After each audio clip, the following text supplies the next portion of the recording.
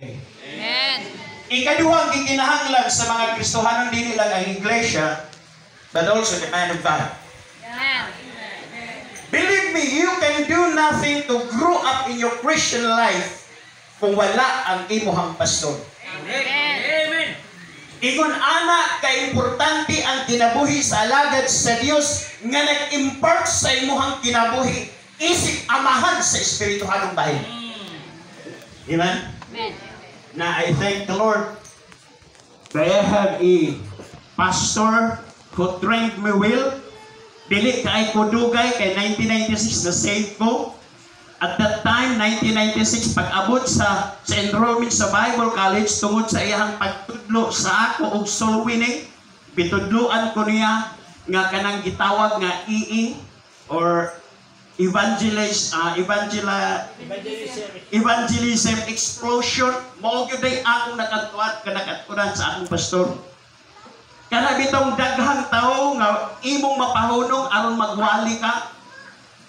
That's very amazing. Nagduwag basketball, imong gipahunong kay magwali ka. Nakita ko na diri sa atong pastor.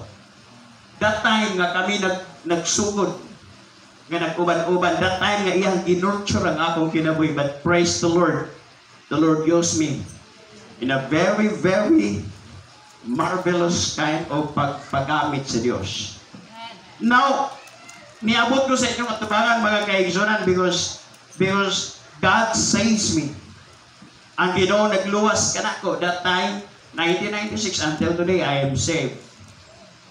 And I hope mga kaigsunan nga sa imong kinabuhi. Salamat Brother Bunny, nakakita ko sa ako ang that time that was my mentor sa akong young age.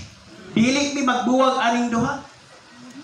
Naami parehas sa GNA nagtrabaho. Kung maingon siya nga Nel, simpatas ko. Iabot sa punto mga kaigsunan, salamat kayo sa mga nag-una na mo. Ma'am Juna, sa daghang nga sa mga members nining mao iglesia nga akong naabtan, salamat ug salamat sa inyo nga naa karon na nagpadayon. Amen. Salamat sa Dios. Now dili ko maglangan mga kaigsunan, I want nga gusto na ko nga masayran ninyo ang mensahe karon. Naglibog ko gain ang butag sabtang nagsigi ko tanaw sa mga presentation mga kaigsunan. I enjoy the presentation. Salamat choir, salamat special number, salamat atong duha mga bata to nga atong gikugos-kugos pa sa una. But today, sila na mukugos sa ilahang mga anak. Amen. Amen. Now Proverbs chapter 1, I want you to look at very carefully. Tungod kay we are celebrating the Mother's Day. So therefore, akong i-focus ang akong mensahe diha sa pulong sa Ginoo regarding sa mga nanay. And we as tatay kinahanglan sa tagmaminaw ani. Mga anak kinahanglan kitang maminaw ani. Tungod kay importante mga kaigsuonan nga matagaan nato og kanang kalipay ang atong mga ginikanan. Amen. Now I want you to open your Bible, Proverbs chapter 1 verse number 8.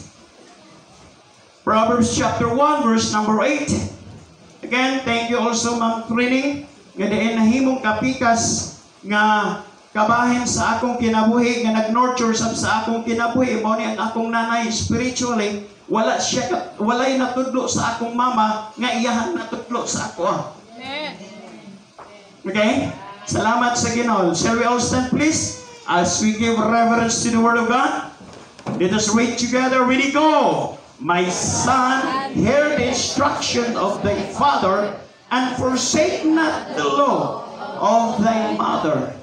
Gracious and loving Father, in the name of Jesus Christ, salamat Ginoo for this wonderful gathering nga niya karon nga imo kaming gihimo karon Ginoo nga nag-usa tungod sa pagsimba dinha sa imong pangalan o Dios. Nasayod kami Lord nga we are nothing in this world. Nasayod kami Ginoo that We are just but a dung in your presence, Ginoo. Bit salamat, Ginoo, nga imuha kaming gitagaag importansya. Imuha kaming giluwas, Ginoo. Imo kaming gikuha gikan ni anang kangit-ngit og imong gidala dining maong kahayag, Ginoo. Nalamdagan kami tungod sa imong pulong. Nalamdagan kami tungod sa balaang espiritu. Nalamdagan kami tungod sa mga katawhan nga nagtudlo kanamo, nga nag-guide kanamo, Ginoong Diyos. Thank you for their lives. Salamat, Ginoo, sa imong kaayos sa imong kinabuhi. Nag-pray, Lord, today, hunta na nga ang imuhang pulong among masabtan, Ginoo. As kids, Ginoo, hunta na masabtan among, Lord, unsang among responsibility toward our parents, toward our mother and our father, Ginoo. Nag-pray ko, amahan, ikaw mag-bless sa mensahe karon, O Diyos. Lord, akong gitugyan diha kanimo, whatever success nga among makuha karon, we promise, Lord, nga among ibalik ang tanang dungog ug himaya diha kanimo, O God, in Jesus' name. Amen and amen. Please be seated. Kung atong tanawon, mga kaigsunan, in history, mga kaigsunan, adunay usa ka babae who stood firm, nagtindog, nagbarog siya, firm ang iyang conviction nga ang mga nanay, ang mga nanay or ang mga parents tagaan sila og honorarium or honorary kanang gitawag nga pagtagad. Nahitabo ka na in 1907, Anna Jarvis of Philadelphia started the campaign to honor the mother. Okay? Na ay usa ka babaji nga nagbarog nga her conviction, mga kaigsunan, nga ang mga nanay tagaan og honor dili lang sa panimalay, dili lang just in the community, but entire the country of Philadelphia. And now niabot sa Pilipinas, mga kaigsunan, kana nga maong balaod in 1910. West Virginia, iyahang gi-adopt, iyahang gi-recognize ang mga mother. In 1914, President Woodrow Wilson officially proclaimed a Mother's Day. So, salamat sa Ginoo nga naay mga nagtagad sa atong mga mama. Amen? Amen. Kay before kini tao nga nagtagad sa atong mga mama, naay Diyos nga nagtagad, mga kaigsunan, unsa ka importante ang atong mga nanay. Now, I want you to listen. Ang mga kabataan-unan or kitang mga kids, kung naa pa kay mama, mga kaigsunan, ayaw pagbiyai ang imuhang pagtagad sa pagtarong sa imuhang giniktanan. Why? Because ang ilahang kinabuhi lumalabay. Amen? Pipila lang ka panahon, mga kaigsunan, mimong makauban ang imuhang mama. Pipila lang ka mga tuig, pwede nimong makauban ang imong mga mama. Ang imong mama. And then after that, mawa na sa imuhang pananaw. Amen? That's why I would like to share with this message of diha sa inyo, ha. Tungod kay nakita nako ang atong mga mama nga nanganta. They were dedicated to the Lord. And listen, folks, they were deserved. They are deserving sa atong respond, isip mga anak. Amen? Even not only sa mga anak, but even to our fathers.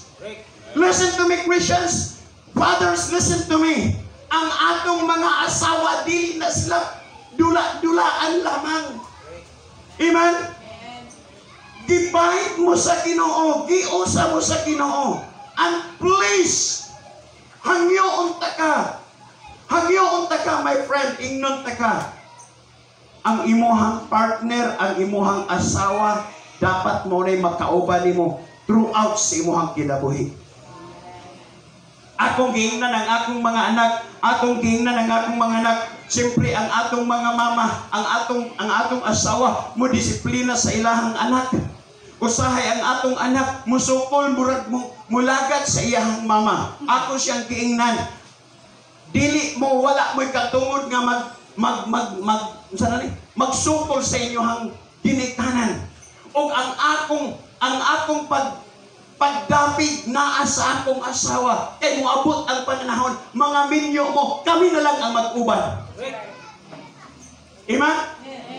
Muna nga kitang mga tatay, kung naman kay loyalty, Masatagan nato loyalty diha sa ato ang mga asawa. Kay mao ni ang atong makauban hangtod sa katapusan natong hininga.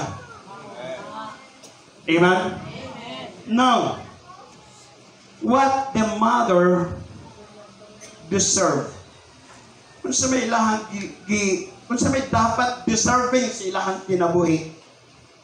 Dili ko maglangan because time conscious ko sa oras. Gusto nako nga manguli ang mga katawhan nga busog sa pulong sa Ginoo o mabusog sila sa pag-uli. Mo na nga sa exact time kinahanglan manguli ta. Amen?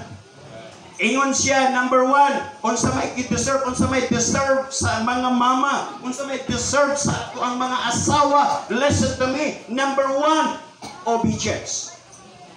Deserving sila nga untana maangkon nila ang ilahang gitinguha nga kining akong anak maging obedience ni kanako. Dapat deserving sila kung unsa ilang gitinguha nga gipagawas kanining kalibutan na mga kaigsunan. Deserving sila sa imong obedience. Amen. Unsay gisulti sa pulong sa Dios, Ephesians chapter 6 verse number 1. The Bible says, children, obey your parents in the Lord, for this is right. Obedience, mga kaigsuonan, ang gikinahanglan. Obey your parents in the Lord, for this is right. In Colossians chapter 3, naghatag na ba kong outline pero dili mao ang akong nahatag. Nasabtan na to? Kaya niingon ko gaya na, mao ni ang akong message. Pagkakita na ko sa crowd, nga mao ni ang gikinahanglan nga message. Then, the Holy Spirit told me, don't preach that. Preach this message. Okay? Muna, nag-confuse ko, nitanaw ko, basi ang ilahan na lahi. Okay? Now, Colossians chapter 3, verse number 20. Unsay gingon sa pulong sa Dios. Colossians chapter 3 verse number, children, obey your parents in all things. In all things. Are you with me? Dapat sa tanang mga butang, mga kaigsunan, mag-uban kita, magsunod kita diha sa atong ginikanan. Obey. Importante, mga kaigsunan. Why? I-grant ni sa Ginoo sa ato ang mga kaigsunan, isip nga mga kids, isip nga mga anak nga kinahanglan tang mo-obey sa ato. Ingon siya, in all things, for this is what? Well-pleasing unto the Lord. Usahay di kita kasabot usahay. Muabot na magiging sa ato mga bata. Muabot na magiging sa ato ang usahay. Nga sa sugo ni mama, burag di ta kasabot. Burag naglibog ta. Asa man yung kupadulong ma. Asa man yung kupadulong ma. Burag naglibog ko sa imuhang sugo. Unsa man yung akong himuon ma. But listen to me. Kung unsay iyahang sugo, tumana. Amen? Kay what? Well-pleasing unto the Lord. Pagkalindot anang well-pleasing na. Usa sa akong nabasa sa Bible about well-pleasing is to give an offering. Then may smell ni Lord in Old Testament. May smell ni Lord ang usok. Then in the Bible, muabot sa iyahang panimhot. Then ang well-pleasing odor sa imong offering. Mausad ang pag-obey. Ang pag-obey, well-pleasing unto the Lord. Are you? Well-pleasing. Di na kung unsa lang nga malipay ang Diyos, but gihatagan niya og well-pleasing. As Solomon counseled his son, do not forsake the law of thy mother. Si Solomon ang nagsulti na the wisest king, the brilliant king, ang pinasahi nga kaalam. Ang tao ang hari nga gitagaan og kaalam sa Dios nga pinasahi nga kaalam, mga kaibigan. Nag-advise siya that we ought not to forsake the love of thy mother. Amen? Now look at this. Even the Lord Jesus Christ, in Luke chapter 2, verse number 15, look at that. In Luke chapter 2,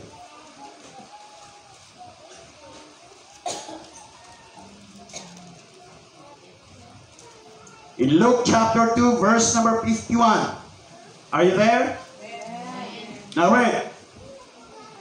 And he went down with them and came to Nazareth and was subject unto them. But his mother kept all this saying in her heart. Jesus increased in wisdom and stature and in favor with God in him. Now look at verse, balikan na ito gamay. Verse number 49, and he said unto them, how is it that ye sought me? Wist ye not that I must be about my Father's business? And they understood not the saying which he spake unto them. And he went down with them and came to Nazareth, and was subject unto them, but his mother kept all this saying in her heart. Now, bisan pag sa ingon anak mga kaibigan, but Jesus Christ, nasayod ko si Jesus Christ who he is, who he was.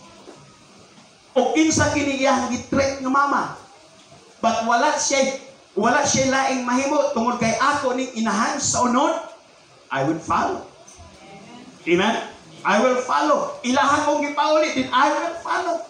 Nganong nawala man ka sa among pananaw, asa man ka, ulit ka. Amen? Even the Lord Jesus Christ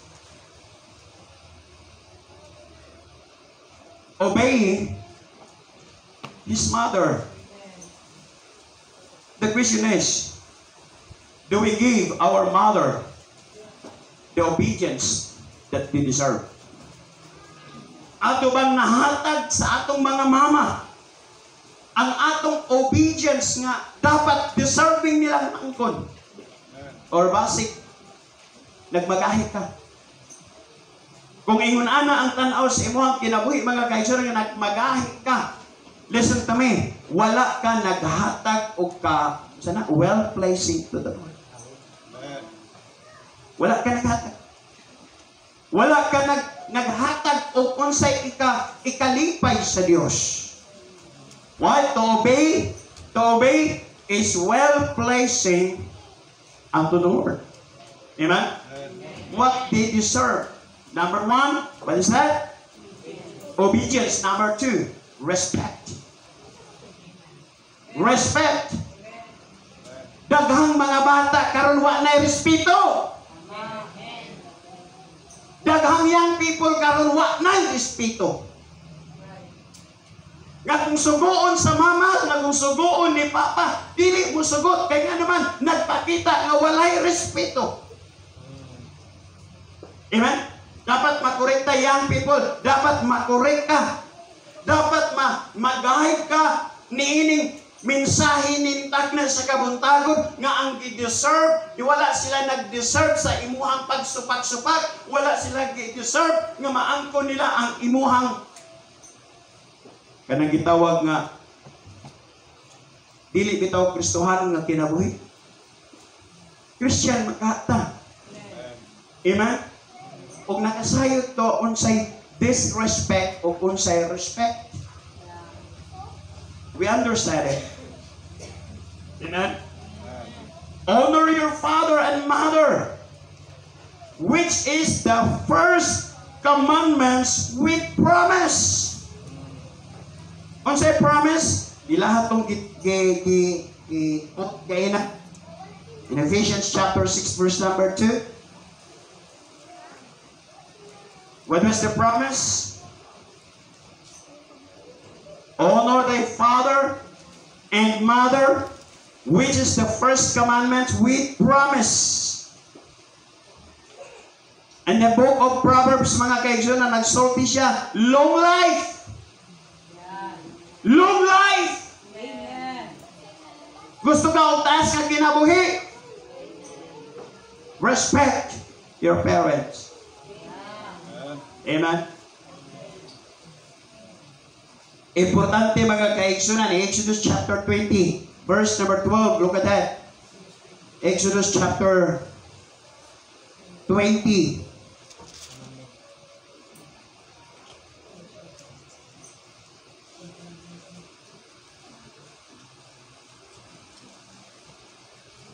Verse number 12, honor thy father and thy mother, that thy days, what? May be short, long, upon the land which the Lord thy God giveth thee. Mga kaigsunan, dugay na kayo nga sugo. Amen. Panahon pa ni sa imuhang pupo, Moses. Amen? Ug wala mausap mga kaigsunan ang maong sugo. Pastor, grasya na magutagaron. Mabitaw na mga kaigsunan nga ang commandments nagsulti, love the Lord thy God.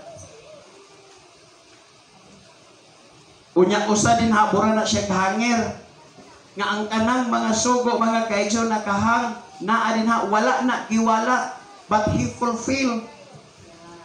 Amen? Amen. Solomon warned of grave consequence for those who curse their parents. Si Solomon nga hari nga pinaka-wise naghatag siya og kanang advice og nga naay consequence kung imong supakon ang imuhang ginikanan. Amen. Napaminaw, that is the voice of experience. Amen? Nasulti na ni Solomon tungod kay na-experience siya niya. Proverbs chapter 20, verse number 20. Look at that. Hosea cursed his father. Are you with me, young people? Tungod kay kini siya prone kay mo ani. Hello? Taas ko na young people. Young people. Prone kay tani. Verse number 3, whoso curses his father or his mother, his lamp shall be put out in obscure darkness. Nana, mo yung naka, Lord, salamat, imubong kitambagan karon. Amen. Amen. Tana, mo yung kagaron, Lord, salamat. Very clear ang mensahe, very clear ang word of God, that ako nga usa ka anak, untana mag-gain og respect ang akong mama sa ako ug ang akong papa. Be deserving. Amen. Untana dili kini mulabay nga kawang very important mao kini ang adlaw nga gitagan. Mga kaigsunan dili lang tataman sa hatag-hatag og flower. Siguro nakahatag og flower karon lang. But listen to me, they deserve respect on your respect daily. Daily, every hour in your life. Makauban nimo siya na ako'y pag-umangkon si Mrs. namatay ang ilang amahan, ang ilahang siging gisingkit sa diha sa ibabaw sa lubnganan sa ilang amahan. Pasaylo abi ninyo. Mangayo kag pasaylo patay na. I'm sorry pa, I'm sorry. Karon pa ka nag-sorry, nasa anak sa unang naapa siya. Amen.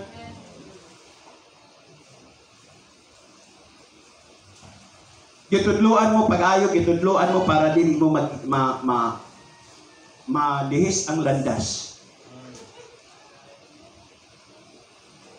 Hinaot atong respetohon ang atong mga ginikanan, obedience, then respect. Amen. Then, unsa ka ito muna? Obedience. Yeah, people, unsa ka ito? Obedience number 2. Respect. Pwede ba nang maayo sa inyong ginikanan sa inyo?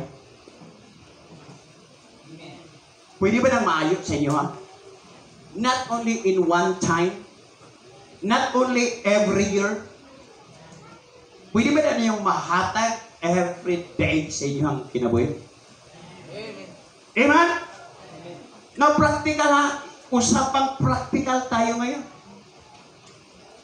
Because number 2, ang ilang gikinahanglan is number 2, and number 3, affection. Affection. Gitanaw na ko si Uncle, akong gipangutana si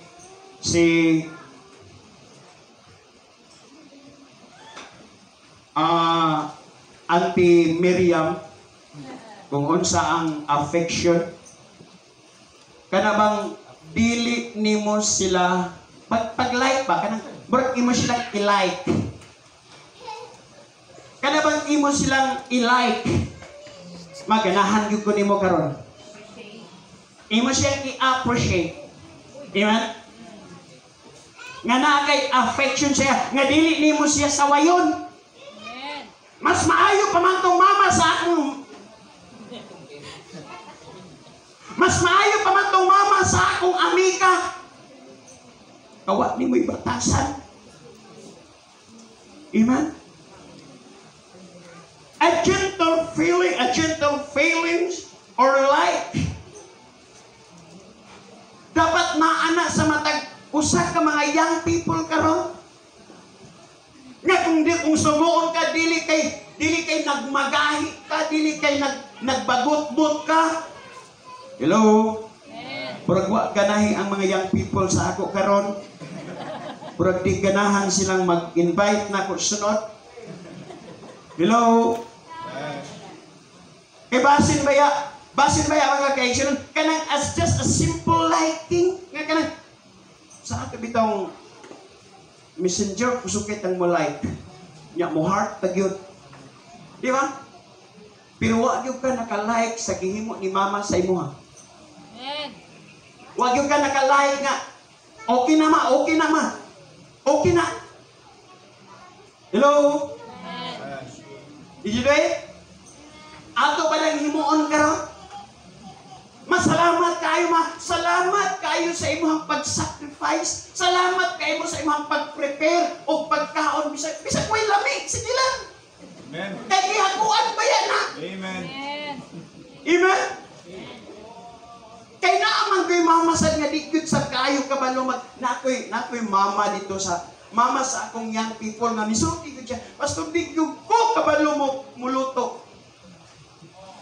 Di ko kabalo maghatag og pagkaon sa akong mga anak, pero salamat sa akong bana nga kabalo siya. Burag itandim sila sa Ginoo ba? Di ba? Burag kami ba? Siya purting nindutan tingog unya ako purting nga baga. Gitandim. Amen? Naaingon ana, pero sa bilang salamat na-appreciate yun nako ang imuhang giluto karon og daghanon yun nako pagkaon kay lami tayo. Amen. Just a simple appreciation that you like it. Salamat man nga sa bisan sa akong pagkabadlungon pero naagihapon ka nagpaluyon ako. Thank you ma. Thank you ma. Thank you. Amen. Amen. Just like it. Importante mga kaigsunan nga sa pagmata sa kabuntagon, nga sa pagmata sa imong kabuntagon, nga giandaman ka og pagkaon sa imong ginikan, at least you appreciate sa iyang gihimo sa imong kinabuhi. Amen. Are you with me? Amen. Gusto na akong makita ng young people nga ang ilahang paghago nga dili lang taman nga gigawas kanining kalibutana pero gitagahan og pagtagad ang imong kinabuhi. Amen. Amen. And they made a lot of sacrifices. Siguro ang uban din wala pa ikapalit og sudan pero nangita yung pangsudan para lang ka magsudan. Amen. Amen. Siguro layo kay kagbaktasan pa doon sa imong eskwelahan. Ang imong mama nangita gyud og kwarta para lang yung kang makaadto sa eskwelahan. Unya ikaw nagbinugoy-bugoy ka sa eskwelahan. Are you with me? Ang imuhang mama, ang imuhang papa tuwa sa abroad, pero ikaw diri, lipay na ka kung nakay padalahan ka o kwarta. Dihara ka malipay. Ay, salamat! Ipadala ko di ba magkwarta? Ay, salamat kayo! Naara ka diya tanan. Pero wag ka kay bahaw sa iyang sacrifices diha sa iyang kitrabahoan. Are you with me? Precious young people, tudluan ta ka. Just like it. Tudluan ta ka nga mudako ang imong allowance just like it. Amen? Wag kay mama nga mo musagdan mo sama ka sa mo ya. Like light. Wag kay mamang wingon na. Amen? Sekreto, masalamat. Inigduol ni mo sunod na ang imuhang isa katos may mo nag-150. Amen? Oh.